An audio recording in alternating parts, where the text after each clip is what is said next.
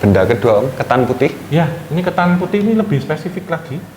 Jadi kalau ini garam itu sudah umum, kalau ketan putih ini biasanya ditaruh di kantong atau ditaruh di kertas koran atau juga bisa ditaruh di kain seperti kain mori ini. Ini kalau memang itu kirimannya gagal, ini langsung terbakar jadi seperti berondong itu loh Mas. Langsung terbakar gitu. Iya. Karena memang ketan, tapi ketan yang sebenarnya ya kadang kecampuran dengan beras juga itu nggak efektif. Ini memang juga bisa menjadi pengarah. Jadi mengarahkan tembakannya itu akan lari kemana Mas? Gitu. Nanti akan jatuhnya kemana? Tapi tadi aku juga lupa tanya tadi, antara dua benda tadi itu perlu didoain dulu nggak sih? Pasti. Pasti. Dengan doa sesuai kepercayaan kita masing-masing dan sifatnya universal. Gitu.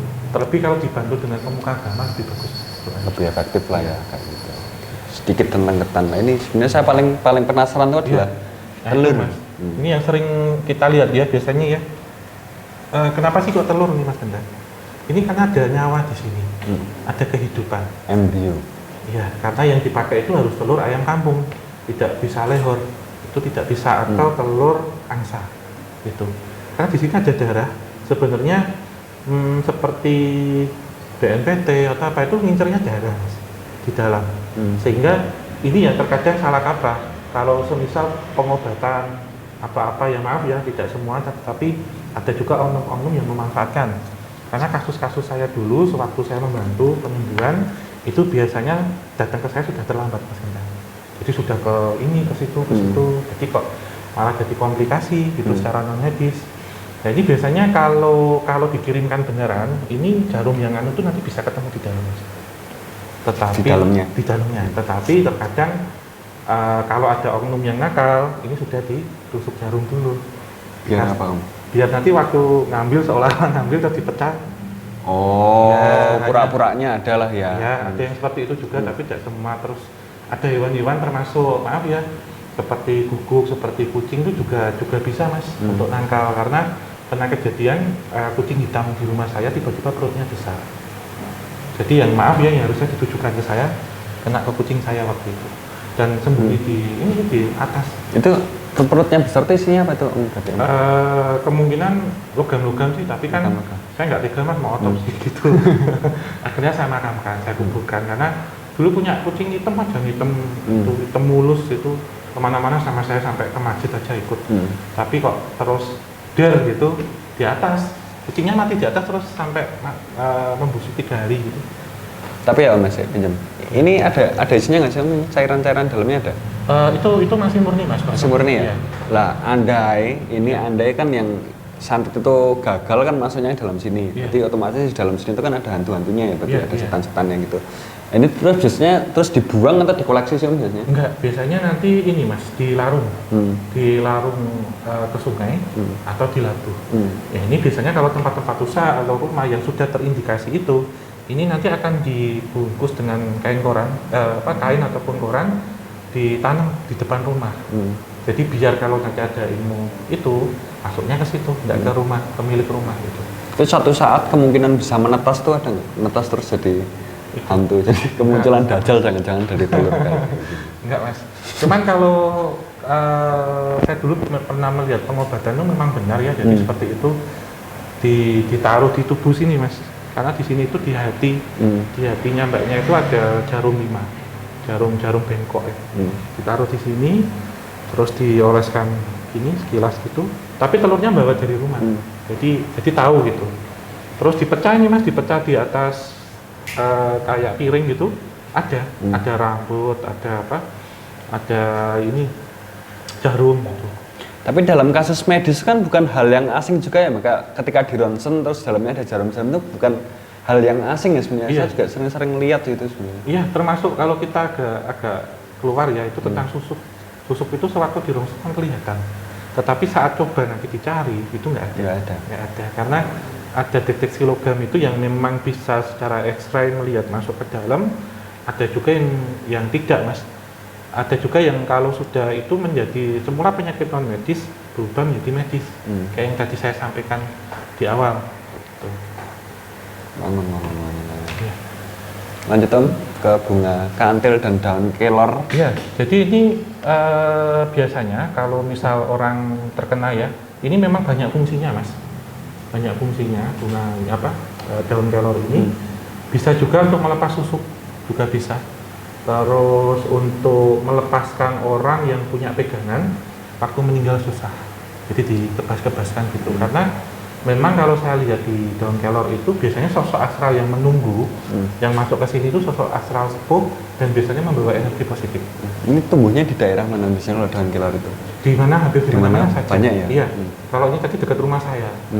Tapi pohonnya kadang nggak kelihatan, tersembunyi gitu. Terus ini selain di gini ya mas, di gini-gini gitu, biasanya nanti juga digantung, tapi ngambilnya ganjil, digantung ditaruh di atas pintu atau jendela. Karena sosok astral itu pasti masuknya atau mengganggunya lewatnya dari situ. Dan kalau anak kecil rewel, usia belum ada 3 tahun rewel, nangis setiap malam apa, ini juga biasanya digantung di atas atau ditaruh di dahinya. Biasanya dikasih seperti ada pohon pupuk, iya itu. Waktu kecil dikasih kayak gitu loh. Oh ternyata fungsinya untuk itu loh. Jadi biar ini mas, biar nggak diganggu. Misal ada kuntilanak gitu, red lady yang ganggu, bahkan red lady juga nanti akan menjaga. Sebenarnya tidak 100% berasal dari tanaman ini, tapi yang membawa kodamnya, sosok astralnya itu yang akan memprotek. Biasanya anak kecil under 3 tahun. Iya, aku waktu kecil pakai kayak gitu. Sini, iya, ditaruh di sini. Iya, ditempelin di sini. Oh ternyata gunanya untuk itu. Iya, jadi ben ora rewel, biar tidurnya nyenyak, itu mas Genta. Oke, benda terakhir. Ini bunga kantil ya. Bunga kantil ini biasanya itu juga bisa dipakai. Ini memang banyak fungsi, tetapi di sini kita ambil untuk penangkal. Itu ditaruh, contohnya di bawah bantal atau di bawah tempat tidur, terus ditaruh di lemari, atas lemari atau di angin-angin. Kalau bisa juga dipakai untuk yang memiliki warisan atau koleksi pusaka, kalau dirasa energinya terlalu besar, ini bisa dimasukkan, ditaruh di dalam. Nanti akan kita lihat kalau bunga kantilnya ini pecah selama 1 minggu atau ya pecah gini ya mas ya, pecah gini tak berbentuk ini ya, itu berarti gagal. Berarti energi yang masuk itu jauh lebih kuat. Tetapi kalau bunganya ini kemudian mengering tanpa ada busuk, tanpa ada pecah, berarti dia bisa menyerap. Karena kering itu kan ini kan seperti ini mas, silika gel sebenarnya cara kerjanya. Lalu kalau misal ini kamu ngambil satu kasus ya, ini kan bunga kantil pun bisa gagal dalam menahan santet. Kalau memang santet itu ilmunya sangat-sangat tinggi. Lalu bagaimana jika kejadian itu sudah terjadi, hal apa yang harus kita lakukan? Iya, biasanya nanti kita mengikuti langkah selanjutnya. Contohnya kita akan mencari kantil lainnya atau kantil merah bisa jadi, atau cempaka. Dan kita juga harus melihat keoriginalitas atau asli tidak si bunga kantil ini, karena sekarang memang ada beberapa bunga kantil itu yang sudah kawin silang atau stek mas. Kita yang benar-benar dari pohon gitu nyarinya. Terus ini juga banyak fungsinya mas. Ini juga bisa dipergunakan secara negatif.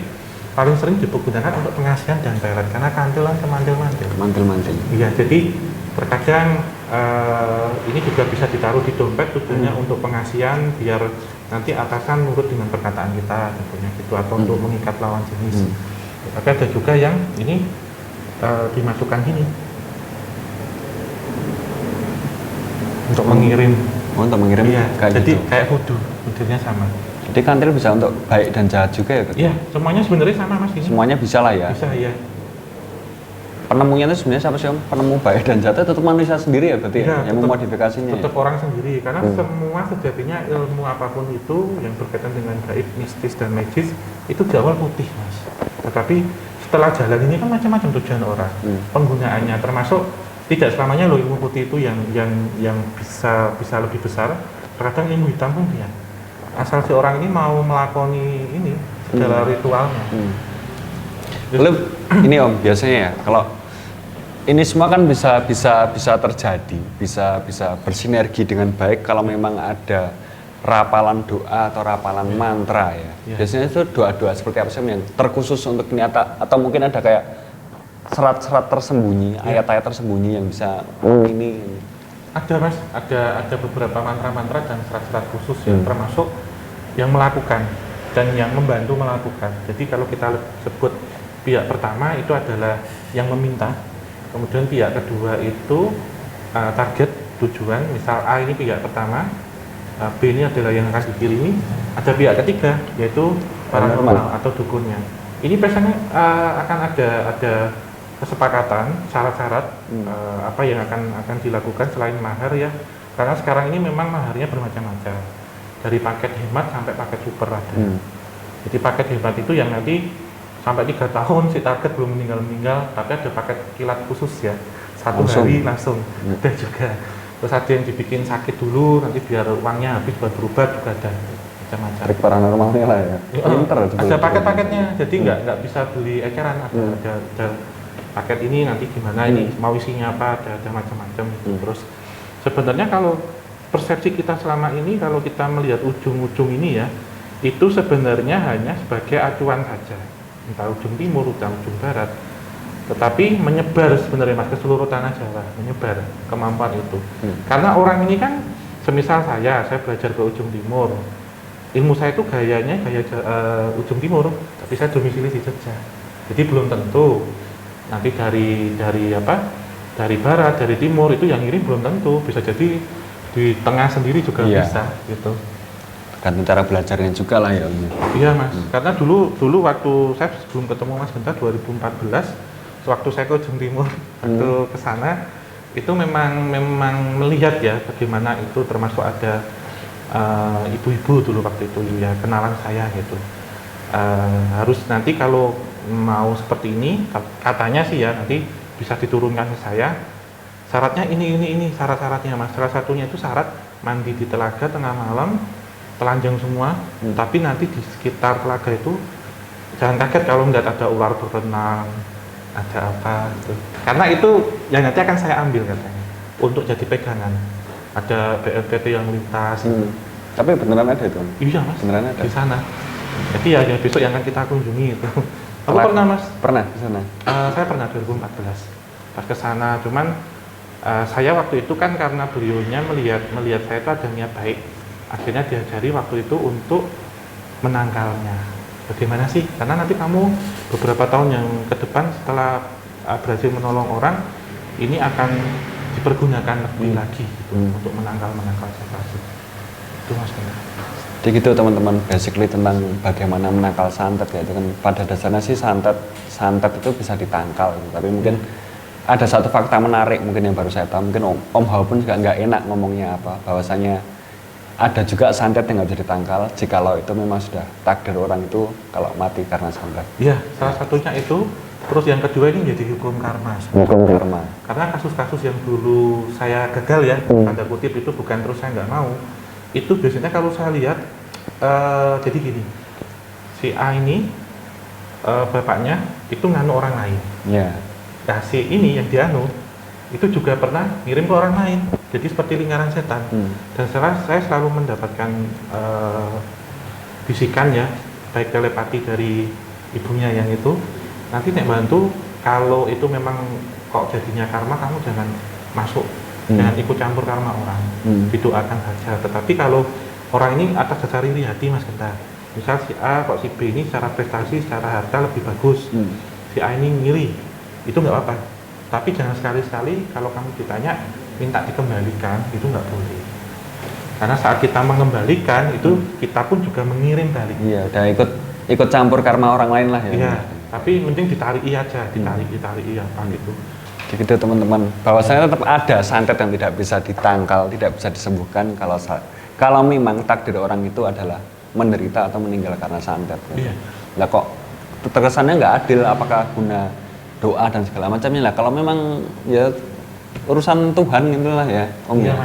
Karena karma di dunia juga kayak gitu. Jadi ya Tuhan itu kan maha bisa gitu. Jadi ya wis dosa tanggung gue dewi. Iya Mas. Dan ini memang termasuk almarhum simbah saya itu dulu karena di Jawa Timur juga ya. Itu kalau diserang-serang itu selalu bilang kalau saya diterang saya terima, tapi saya tidak sekali-kali ingin melawan, mengembalikan karena kelingan anak cucunya nanti tidak kena. Biar nanti ada yang melindungi. Tempat saya itu ramai Mas. Dulu kalau maghrib tengah malam tuh ber itu bentuknya apa? Api? Kilatan? Api. Ada yang sekecil itu ya, segede bola tenis, segede telur ada juga, sampai yang paling besar tuh sebesar durian. Tuh, jadi kayak main aeromodeling. Tapi kalau api itu bisa dilihat sama kita nggak sih? Bisa. Kita kayak aku gini bisa? Solid, iya, Solid. kelihatan. Terus misal gini ya, nanti jatuh di rumah itu hilang kling gitu. Atau biasanya paling kalau dikejar itu larinya ke ini, ke rumpun bambu, barongan, peringan. Dan bahkan ada juga yang karena orang pinter ya ngejar ya, kebakar mas ini barongannya, ya? Langsung kotek bakar gitu. Tapi kira-kira ya Om ya, dan teman-teman semuanya, praktek santet ini di Indonesia tuh kira-kira bakal berakhir nggak sih? Enggak mas, unlimited. Unlimited? Iya, karena saya pernah bertanya ya, karena waktu itu saya pernah lelah kan tanya ya, kenapa sih ada kayak gini ya, kalau selama tidak ada permintaan, juga tidak ada pengadaan, selama tidak ada orang yang iri hati, dengki dan cemburu, sakit hati, ya nanti yang menekuni bidang ini nggak laku gitu. Tapi juga pasti mas, setiap masalah pasti ada solusinya. Jadi justru setiap ada yang ngirim juga nanti ada yang merekam, ada yang meredam. Itu pasti satu paket. Dan mungkin juga terakhir peringatan buat teman-teman yang mau melakukan santet nih. Ini sekedar pertanyaanku juga, biasanya Om ya, kalau kita mau ngirim santet ke orang itu kan kita lewat paranormal lah, deal-dealan dengan hantunya tuh hanya ngefek ke paranormalnya atau ngefek ke kita juga? Semuanya dilempar ke kita. Nah, dan itu kita nggak pernah tahu apa ya itu ya? Ya syukur-syukur ya met-amit kalau yang kena terus kita, ke anak cucu. Iya. Jadi kayak kejadian-kejadian yang tadi saya paparkan mas. Ya gitu teman-teman, kalau kalian nggak suka sama orang mending kalian gentle, sparring aja lah satu-satu ya. jangan main kayak gini karena efeknya bakal panjang. Yang kita hadapi juga barang-barang yang tidak terlihat, digilani dengan jin paranormal pun mungkin kita juga nggak pernah tahu itu apa. Jin yang dipekerjakan juga umurnya berapa. Ya kalau cuma pocong atau kuntilanak masih mending lah ya. Kalau ternyata sangat-sangat tua kan permintaannya juga sangat banyak. Iya mas, entah. Apalagi kalau yang kita lihat seperti ini, yang tanah kuburan ini, kalau ini memang ini tidak aktif mas sebenarnya, cuma ini boleh dibilang tercampur sebenarnya tanah kuburan, tapi sudah saya campur dengan rumah yang tanahnya kotor. Jadi tanah kotor itu bukan nggak pernah disapu, tapi sudah terkontaminasi dengan itu. Nah, sosok yang diambil tuh ini mas, ada yang bunuh diri gantung tadi, ada yang ketabrak bis juga itu, dan semuanya perempuan di situ. Itu baunya nggak enak untuk bau ini. Terus ini yang ketoknya sepele gitu, tapi efeknya mematikan, bahkan mematikan tempat usaha. Jadi contohnya tempat usaha itu dibikin sesepi kuburan. Katanya nggak kelihatan ya, biasanya kalau kita enggak. Terus kalau untuk rumah biasanya si penghuni rumah nggak betah, nggak pengen tinggal di rumah. Nah ini akan bisa dinetralisir jika ini belum stadium akhir ya. Biasanya dengan ini air dari tempat ibadah apapun itu. Dan nanti bisa rontok gitu mas kalau kita memintakannya dengan benar, karena contohnya tempat ibadah ini kan menjadi tempat untuk berdoa semua orang ya, dan itu akan terakumulasi di sini, termasuk ini memang dijelaskan secara metafisika. Jadi ini nanti akan setelah dibersihkan itu akan menetralisir tanah itu mas. Jadi korin makhluk astral, misal sebutnya adalah Kehigos yang ada di situ, nanti bisa lepas dan kembali lagi ke makamnya, iya. Astral. Teman-teman, sedikit penjelasan tentang praktikum metafisika jilid 4 kalau nggak salah, tentang santet menangkal, terutama menangkal ini ya. Mungkin di episode mendatang kita akan membahas yang lebih baru lagi. Apa ya Om ya enaknya episode mendatang? Praktikum lagi, tapi tentang apanya kalian tulis komentar di bawah aja. Nanti bisa dituliskan. Terus ini juga nanti misal ada teman-teman yang Mas Benta atau Om saya punya benda-benda ini nggak bisa ngerawat, tempatnya panas, bikin nggak enak, nanti bisa dikirim ke saya, nanti saya tampung gitu. Soalnya ini benda-benda yang ada di sini juga kiriman kok mas, maksudnya ada orang yang sudah nggak mau ngopeni atau apa, daripada di labu atau apa di larung, jadi buat bahan edukasi gitu. Jujur kita lagi cari jenglot sih teman-teman, karena susah juga nyarinya. Di online shop nggak ada ya kemarin? Nggak ada. Coba nanti sembari tak cari ya mas Benta, nek pas saya ke Jawa Timur yang besok habis anu, beberapa ini juga nanti tak cari-carikan. Untuk bahan edukasi ya tapi ya. Iya, untuk ini sih, jadi kayak laboratorium untuk nanti jadinya. Jadi ya wes teman-teman, mungkin ini sedikit yang bisa kita sampaikan di obrolan santai kali ini. Semoga baik dan buruknya bisa kalian ambil dan kalian terima, mungkin bisa kalian praktekkan juga ke depannya. Jadi segala kasus santet seenggaknya bisa dinetralisir dengan cara ini, tapi kalau nggak bisa ya itu mungkin adalah takdir yang tidak bisa dilawan, takdir Tuhan yang harus diterima kayak gitu. Jadi ya mungkin akhir kata Om mau silakan. Iya, jadi apa yang kita paparkan di sini ini adalah sebenarnya umum ya, tidak kemudian saklek atau pasti seperti ini, tapi ini adalah yang umum-umum saja. Karena setiap telur, santet, pelet ataupun ilmu hitam itu treatmentnya berbeda-beda, diagnosisnya juga berbeda-beda, tergantung apa yang dikirimkan dan macam-macam. Tetapi memang ada baiknya tidak kita bermain dengan seperti itu dengan santet. Karena saat orang misal menyakiti hati kita, jahat dengan kita, ngejulitin, iri, cemburu dan macam-macam, saat posisi kita benar, kalau kita salah ya minta maaf, kita lebih gentle lebih dahulu. Tapi saat kita dicemburi, dijuliti dan macam-macam, ada baiknya semuanya kita ambil hikmahnya. Dan hal-hal ini sejatinya malah justru kita mengucapkan terima kasih Mas Genta sama orang itu. Karena dari orang itu justru rezekinya itu nanti akan berpindah ke kita.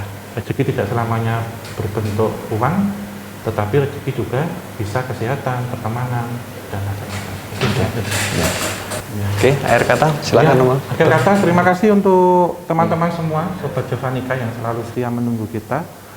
Terima kasih untuk like-nya, share, subscribe, dan komentar. Juga untuk yang sudah join di membership juga. Ya, nanti ada paket-paketnya di situ. Nanti bisa klik ya di mana. Kita ucapkan banyak terima kasih. Nanti kalau sudah pandemi COVID-19 ini sudah agak mereda dan sirna, untuk membership nanti kita bisa jalan-jalan bareng-bareng.